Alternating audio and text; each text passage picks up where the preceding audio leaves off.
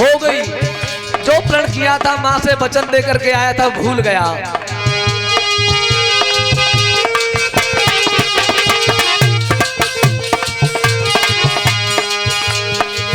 दिन बीतते गए। एक दिन माँ ने याद दिलाया कि बेटा तुमने प्रण किया था। देखिए इस प्रसंग को गाने का एक मतलब और है कि या तो कोई चीज बोलो नहीं कि हम गंगा नहाने जाएंगे, हम कन्या को जमाएंगे, कि हम कथा करेंगे, या तो बोलो नहीं, और अगर बोल रहे हो तो उसे पूरा करना चाहिए। माँ ने एक दिन क्या किया, एक रोज सपने में आकर माँ ने याद दिलाई है, हाय हुआ महापाप भक्त को याद प्रतिज्ञा आई है, याद प्रतिज्ञा।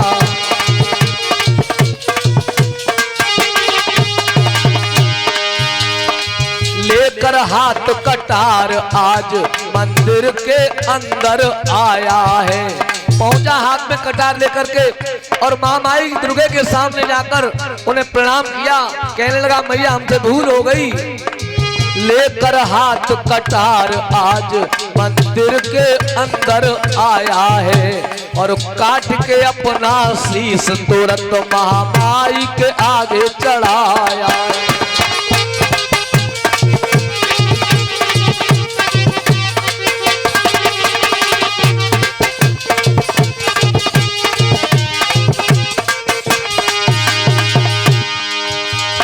करी प्रतिज्ञा जो थी, करी प्रतिज्ञा जो थी वो पूरी कर दिखला दी के तुझे सर अर्पण कर दूंगा, कर बातें मेरी सारी।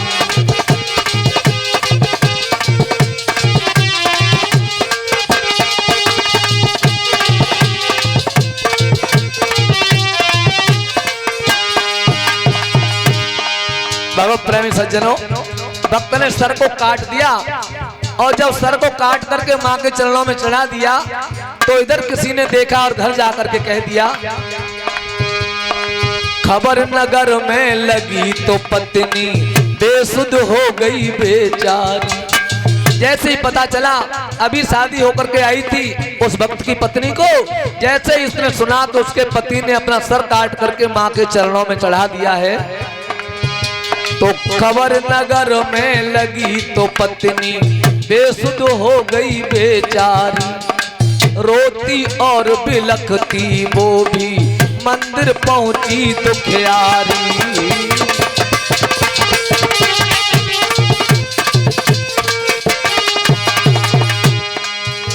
जाकर के मां के सामने सर पटकने लगी, रोती है, चिल्लाती है। सज्जनों, इधर तो बेहोश होकर एक तरफ गिर जाती है, उधर उसका एक भाई है जो बहन से मिलने के लिए आ रहा है। रास्ते में मंदिर देखा, होनी है बलवान न कोई टाल न उसको पाया है, उसी रास्ते से, अरे उसी रास्ते से उसकी पत्नी का भैया आया है।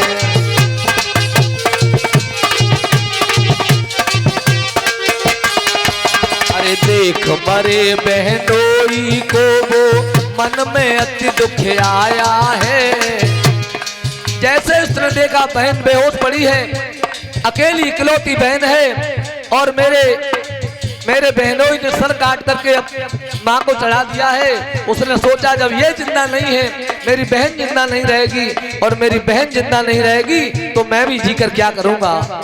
उसने क्या किया, देख मरे बहनोई को वो मन में अति दुख आया है, और भावावेश में उसने भी सर काट के वहीं गिराया है। सर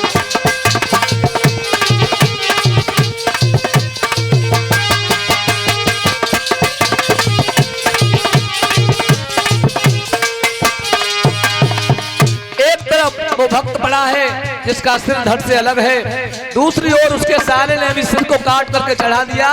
थोड़ी देर में जैसे उस भक्त की पत्नी को होश आता है, आंखें खोली तो माँ माई के दरबार में दोनों पड़े हुए हैं।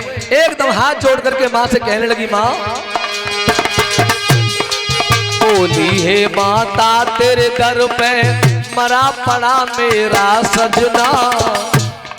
ऐ माँ, अभी मेरा विवाह हुआ है और तेरे द्वार पर मेरे पति ने अपना सर काट करके तेरे चरणों में डाल दिया है।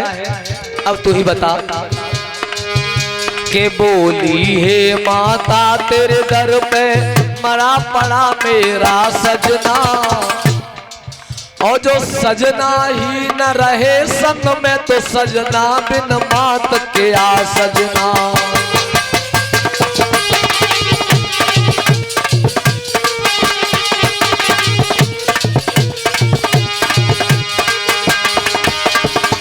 बोली मैया, बिना पति के सुहागन स्त्री का श्रृंगार बिल्कुल अधूरा रहता है, वो कर नहीं पाती है। मांग का सिंदूर, माथे की बिंदिया और हाथ की चूड़ियां ये कुछ भी अच्छी नहीं लगती हैं, क्योंकि जीवन की फुलवारी की है शान चूड़ियां।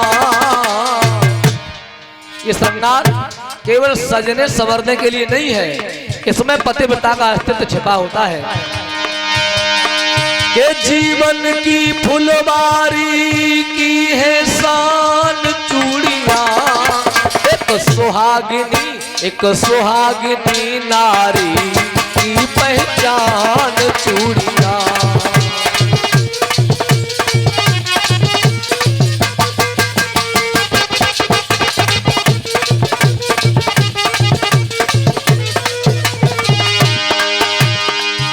हम तो भगवान के दरबार में यही प्रार्थना करते हैं, ना कभी विधाता रूठे,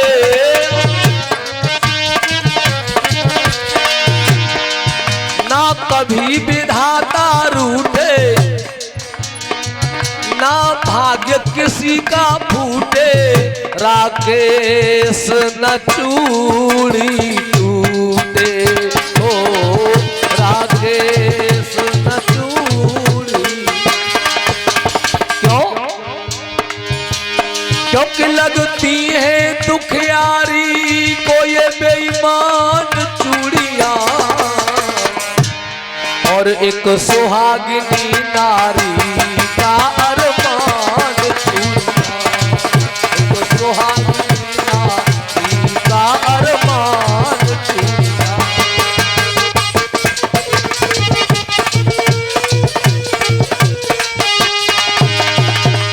हाथ जोड़ करके रोती है, कहती है मैया, एक तरफ तो मेरा पति मरा हुआ है और दूजी तरफ पड़ा सम्मुख मेरी मैया का छैया है।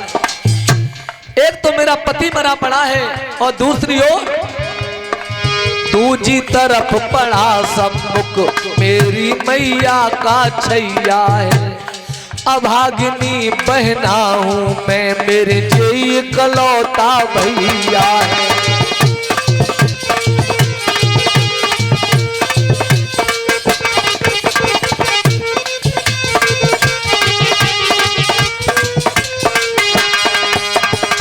रो रो करके मैया के सामने हाथ जोड़ के कहने लगी,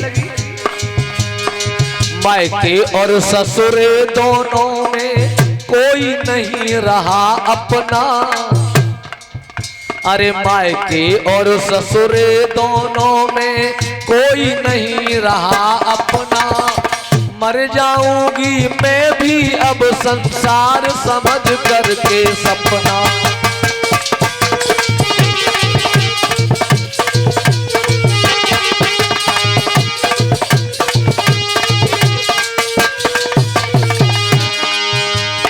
कहने लगी मेरा पति जिंदा नहीं रहा, मायके में कोई नहीं, मेरा भाई था वो भी नहीं, उसने भी सिर काट दिया है, अब मैं जी करके क्या करूंगी।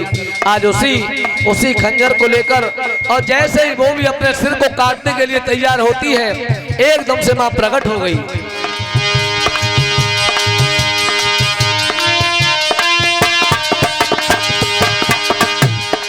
मां बोली, बेटा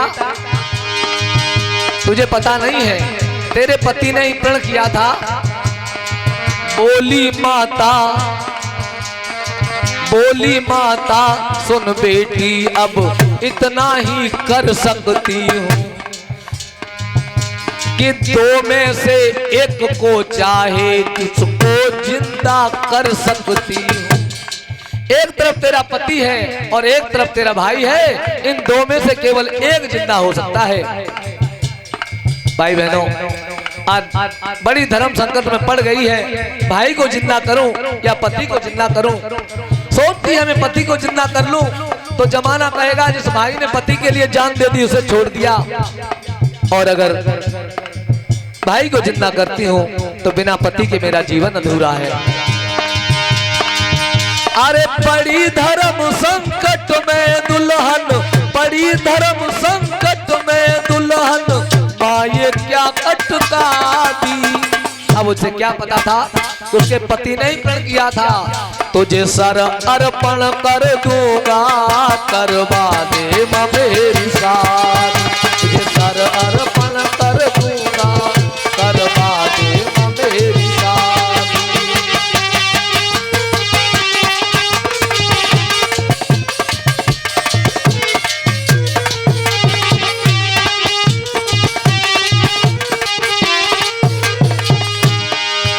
माँ ने कहा बेटा जल्दी करो जल्दी करो।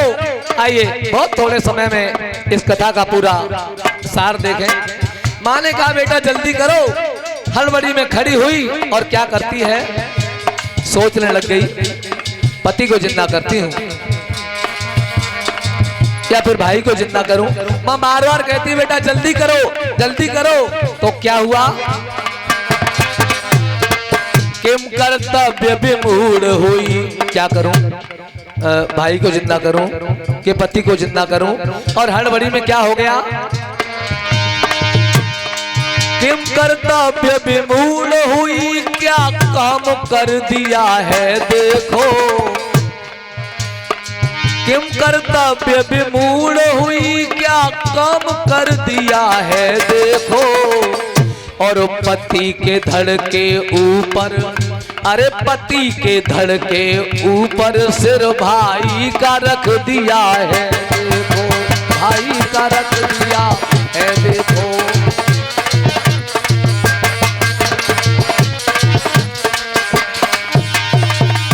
पति के धड़ के ऊपर हड़बड़ी में दोनों सिर कटे पड़े हैं, दोनों धड़ पड़े हैं। जल्दी में आज पति के धड़ के ऊपर और भाई का सर रख दिया।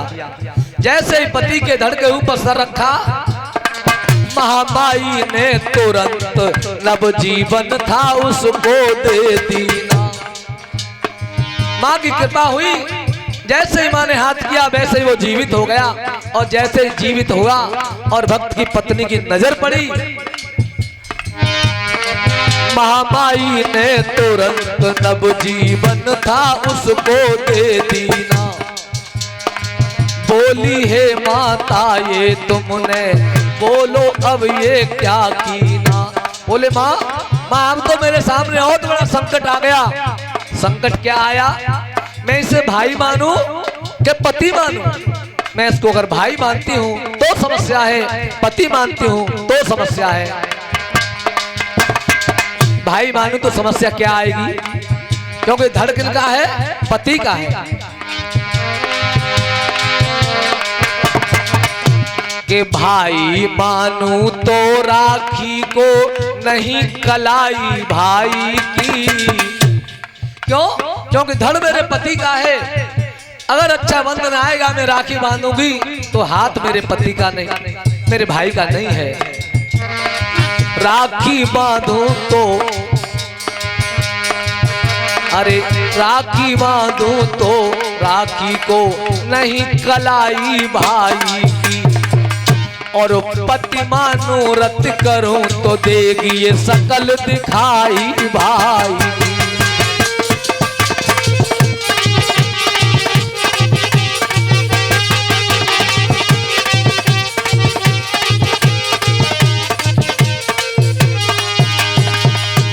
धर्म संकट में पड़ गई है। माँ की ओर देखा, मैया मैया तुम सारे भक्तों की लाज रखने वाली हो, मैया तुम ही मुझे रास्ता बताओ।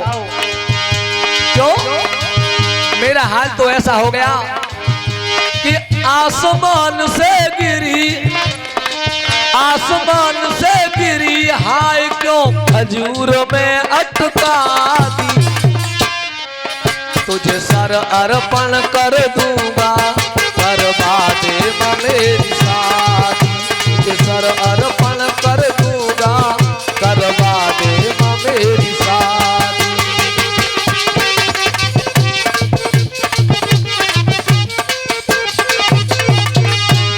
आइए अंतिम 4 पंक्तियों के साथ नारद जी कहते हैं ऋषियों से कि जो तुमने शंका की थी उसका समाधान हो रहा है। माँ ने क्या किया? बोली माता सुन बेटी ये तेरे पति की इच्छा थी, समझ नहीं पाया था आखिर ऐसी कठिन परीक्षा थी। माँ कहती है कि मैं अब तुझे ऐसा वरदान देती हूँ वरदान तुझे, तू संतत सुख भी पाएगी। तेरे संतान भी होगी और तेरा धर्म भी बचेगा। देती हूँ वरदान तुझे, तू संतत सुख भी पाएगी और धर्म तेरा बच जाएगी। तो तेरे जस के दुनिया गाएगी।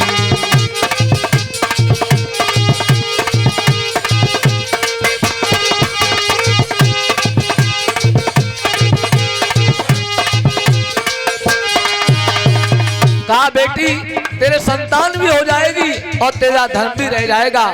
अब माँ ने क्या किया? इतने ही में कटी रहने और होने आया भोर है।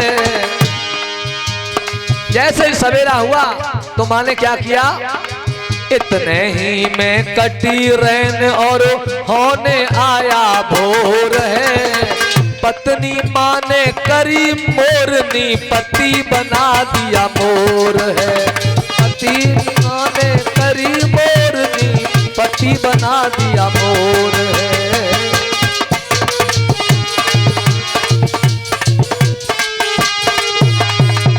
माँ ने आशीर्वाद दिया और उस भक्त की पत्नी को मोरनी बना दिया और भक्त को मोर बना दिया।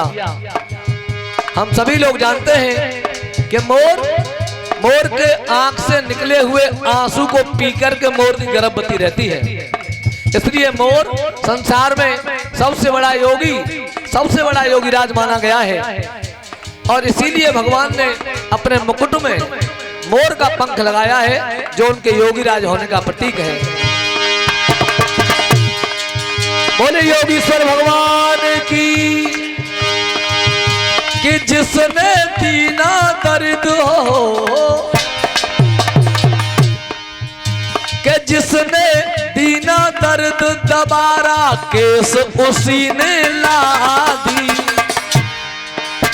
कि जिसने दीना दर्द दबारा केस उसी ने ला दी। कि तुझे सर अर्पण कर दूंगा, करवा दे मेरी शादी।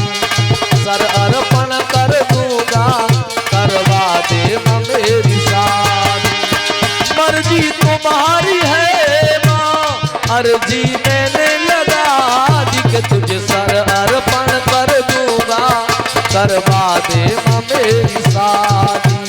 सर अर्पण कर दूंगा, करवा दे माँ, करवा दे माँ, करवा दे मेरी शादी। बोलिए कृष्ण भगवान की।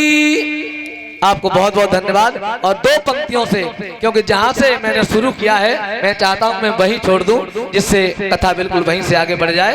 अभी आप लोग सुन रहे थे व्यास जी के द्वारा भगवान का